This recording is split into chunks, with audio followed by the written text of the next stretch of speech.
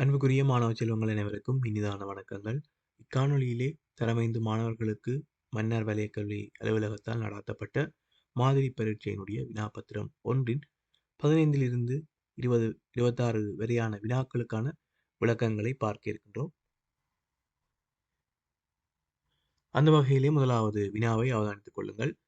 ஒரு கடிகாரத்தில் ஒரு நாளில் மணிக்கம்பியை நிமிடக்கம்பி எத்தனை தடவை முந்தும்? இது ஒரு இலகுவான வினாவாக இருந்தாலும் இதிலே கூடுதலாக நீங்கள் விளங்கிக் கொள்ள வேண்டிய அடிப்படையான பல விடயங்கள் இருக்கின்றன. இந்த வினாவோடு சேர்த்து அவை அனைத்தையும் ஒன்றாக தெளிவுபடுத்துகின்றேன். நன்றாக அவதானித்துக் கொள்ளுங்கள்.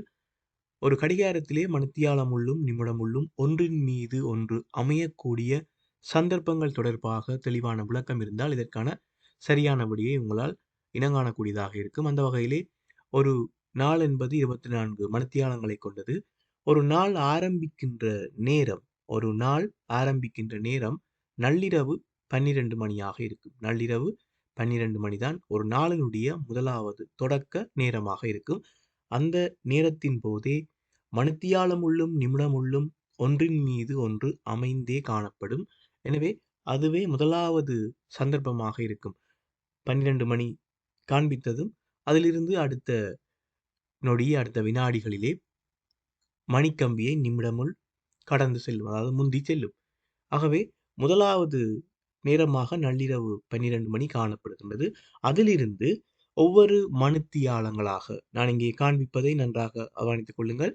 நள்ளிரவு 12 மணி, முற்பகல் 1:05, முற்பகல் 2:20, முற்பகல் 3:16, முற்பகல் 4:21, முற்பகல் 5:27, முற்பகல் 6:32, முற்பகல் 7:38, முற்பகல் 8:43, முற்பகல் 9:49, முற்பகல் 10:54.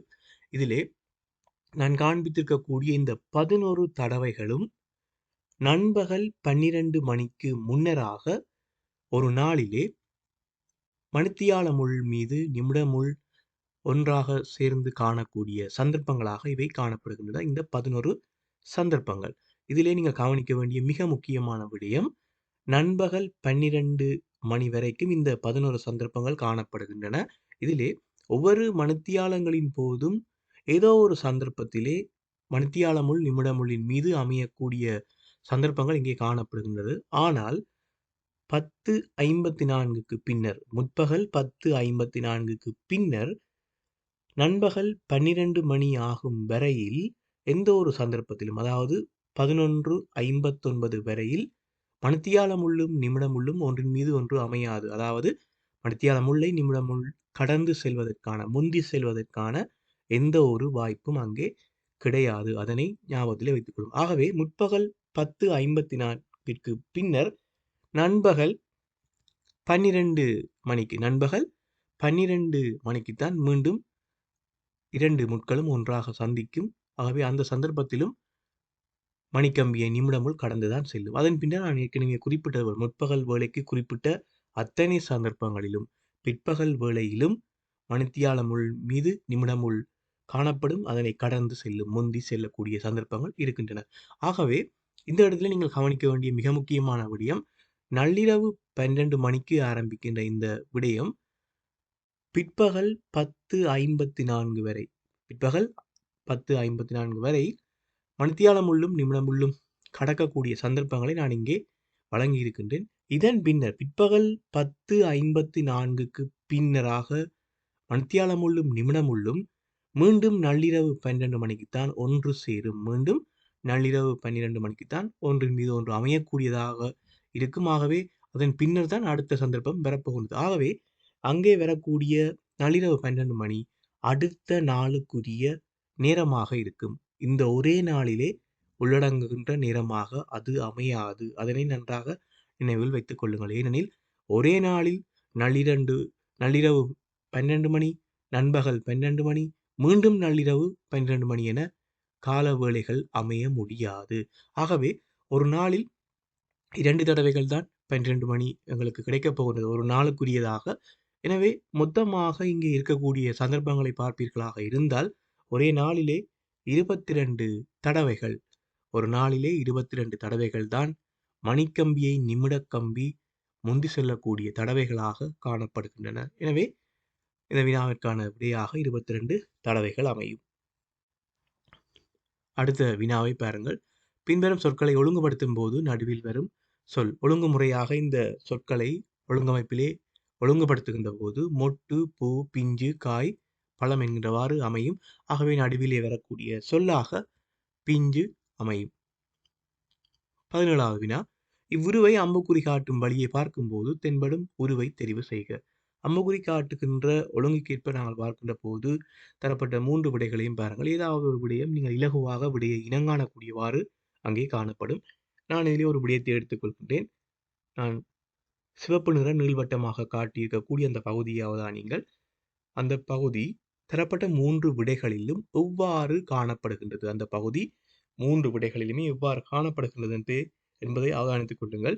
அங்கே 2 சதுரமிகள் ஒன்றின் மீது ஒன்று அடுக்கப்பட்டிருக்கின்றது. ஆகவே அம்புக்குறி காட்டுகின்ற வழியாக நாங்கள் பார்க்கின்ற போது எங்களுக்கு 2 சதுரங்களுடைய அந்த சதுர முக வடிவம் தான் எங்களுக்கு தெரிய வேண்டும். அவ்வாறு பார்க்கின்ற போது 3வது விடையிலேயே அவ்வாறு தென்படுகின்றது. எனவே 3வது விடை சரியான விடையாக அமையும். அடுத்த வினா. மாலாவிற்கு 8 வயதாக இருக்கும் போது அவளது அப்பாவின் வயது 32 ஆகும். மாலாவின் வயது இருமடங்கான போது அவளது அப்பாவின் வயது.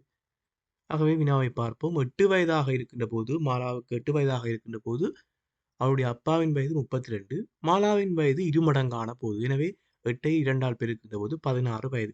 தற்போது மாலாவினுடைய வயது இருமடங்காகி இருக்கின்றது. அதாவது தற்போது 8 வயதாக இருக்கின்ற மாலாவிற்கு இன்னும் 8 வயது அதிகரித்திருக்கின்றது. அதாவது அதிகரிக்கின்ற போது இருமடங்காகின்ற போது அப்பாவின் வயது யாது என்பதுதான் வினா. இவ்வாறு நாங்கள் வினாவை பார்க்கின்ற போது அப்பாவினுடைய வயது தற்போது வயது 32, 32ஐ 2ஆல் பெருக்கினால் அது தவறு. 32ஐ 2ஆல் பெருக்கினால் தவறு. ஏனெனில் மாலாவுடைய வயது 8, அவருடைய வயது 2 மடங்காகின்ற போது 16 கிடைக்கின்றது. 8 வயது தான் அதிகரிக்கின்றது. ஆகவே அப்பாவிற்கும் 8 வயது அதிகரிக்க வேண்டும். 32ஓடு 8ஐ அதிகரித்துக் கொள்ள வேண்டும். 40 வயது. எனவே அப்பாவினுடைய வயது 40 வயது. வயது தொடர்பான பல வினாக்களை தெளிவுபடுத்துகின்ற போது நான் ஏற்கனவே குறிப்பிட்டிருப்பேன். மடங்கு சார்ந்து வினாக்கள் வருகின்ற போது மடங்குகள் சமனாக இருக்காது. உதாரணமாக ஒருவருடைய வயது இருமடங்காகின்ற போது மற்றவருடைய வயது தரப்பட்டால் அவருடைய வயதும் இருமடங்காகும் என்று நாங்கள் எடுத்துக்கொள்ள முடியாது. ஆனால் வயது வித்தியாசங்கள் மாற்றமடையாது. உதாரணமாக மாலாவுக்கு 8 வயதாகின்ற போது அவருடைய வயது 2 மடங்காகின்றது என்று சொன்னால் 8 வயது தான் அதிகரிக்கப் போகின்றது. 16 வயதாகின்றது. ஆகவே 8 வயது தான் அதிகரிக்கப் போகின்றது. அந்த 8 வயது அதிகரிப்பானது தந்தையினுடைய வயதிலும் அதே 8 வயது அதிகரிப்பு தான் காணப்பட வேண்டும். அதனை ஞாபகத்திலே வைத்துக் கொள்ளுங்கள். அடுத்த வினாவை பாருங்கள். மண்டபம் ஒன்றில் ஒவ்வொரு ஒற்றைக்கால் மேசையைச் சுற்றி 2 கதிரைகள் வீதம் போடப்பட்டிருந்தன. அவ்வகையில் போடப்பட்டிருந்த மேசைகளினதும் கதிரைகளினதும் கால்களின் மொத்த எண்ணிக்கை 135 எனின் அம்மண்டபத்தில் எத்தனை மேசைகள் போடப்பட்டிருக்கும்? இதிலே ஒரு இடத்திலே ஒற்றைக்கால் மேசை ஒன்றைச் சுற்றி 2 கதிரைகள். ஆகவே குறித்த ஒரு இடத்தில் மாத்திரம் ஒரு மேசை ஒற்றைக்கால் மேசை. ஆகவே ஒரு கால் 2 கதிரைகள், ஒரு கதிரை 4 கால்களின் வீதம் 8 கால்கள், மொத்தமாக 9 கால்கள் ஒவ்வொரு இடங்களிலும் காணப்படும். தனித்து ஒவ்வொரு இடங்களிலும் 9 கால் வீதமாகத்தான் அங்கே காணப்பட போகின்றது. அவ்வாறாக அவதானிக்கக்கூடிய மேசைகளினதும் கதிரைகளின் கால்களின் மொத்த எண்ணிக்கை 135 என்கின்ற போது அங்கே இருக்கக்கூடிய அங்கே மண்டபத்திலே எத்தனை மேசைகள் போடப்பட்டிருக்கும் என்பதுதான் வினா.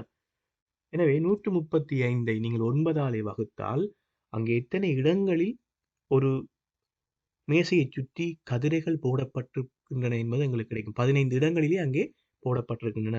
ஒவ்வொரு இடங்களிலும் ஒவ்வொரு மேசைகள் காணப்படும். ஆகவே 15 மேசைகள் அங்கே காணப்படுகின்றன, போடப்பட்டிருக்கும். அடுத்த வினாவை அவதானிங்கள். 1 தொடக்கம் 5 வரையான எண்களில் ஓர் இலக்கத்தை ஒரு தடவையும் இன்னொரு இலக்கத்தை 2 தடவையும் மற்றொரு இலக்கத்தை 3 தடவையும் எழுதும் போது அவற்றின் கூட்டுத்தொகைக்கு இருக்கக்கூடிய ஆகவும் கூடிய பெருமானம். இங்கே தரப்பட்டிருக்கின்ற வினாவிலே 1 தொடக்கம் 5 வரையான எண்கள் பயன்படுத்தப்படுகின்றன. ஒரு இலக்கத்தை ஒரு தடவை, இன்னொரு இலக்கத்தை 2 தடவை, இன்னொரு இலக்கத்தை 3 தடவை. ஆகவே 3, 2, 1 என்கின்ற எண்ணிக்கையிலே நீங்கள் எழுதிக் கொள்ளலாம்.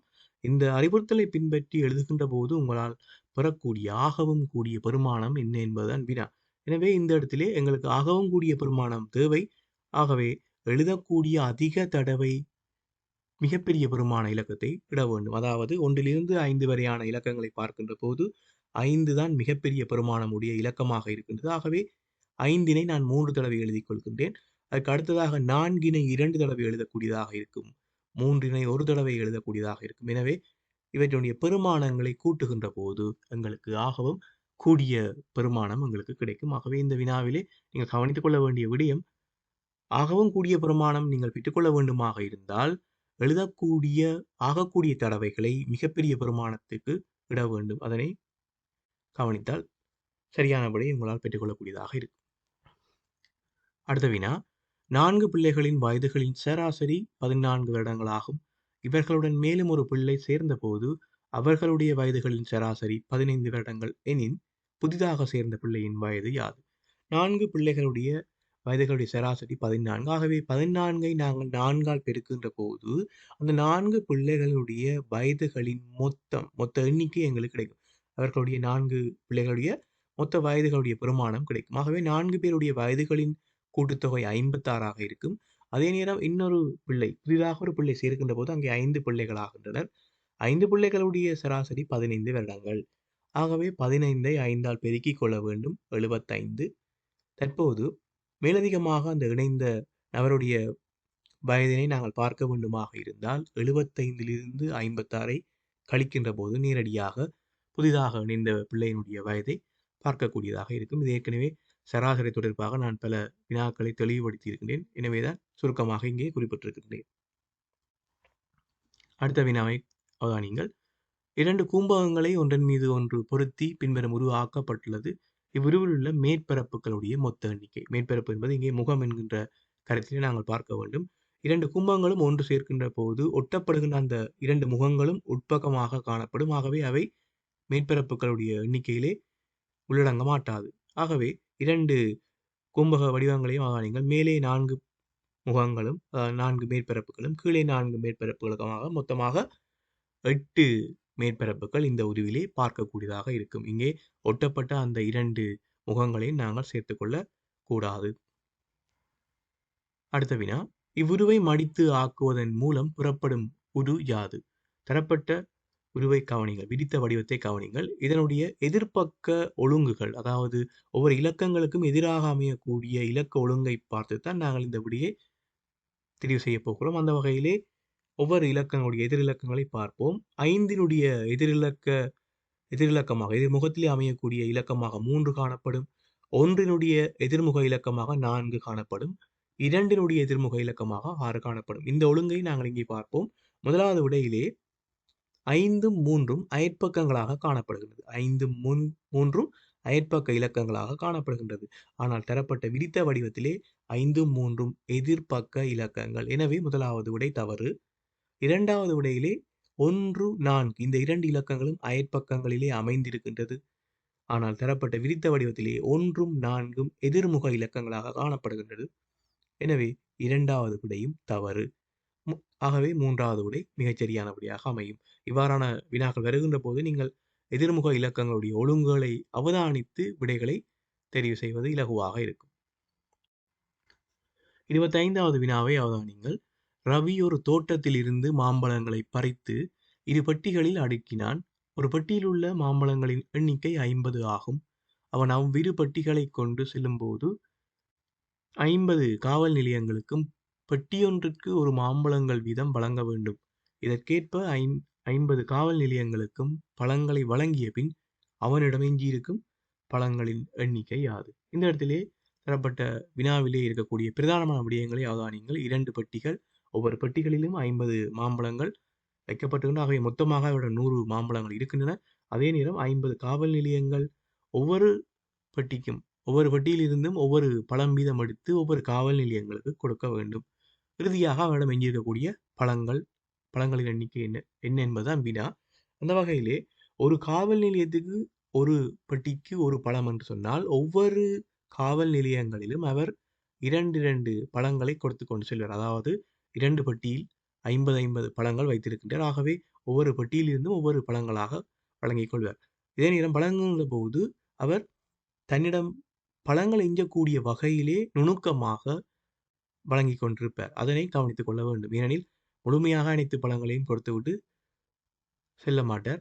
தான் பழங்களை வைத்துக் கொள்ளக்கூடிய அளவு நுணுக்கமாக எவ்வாறு வழங்கலாம் என்கின்ற விடயம் தொடர்பாகத்தான் இந்த வினா அமைக்கப்பட்டிருக்கின்றது.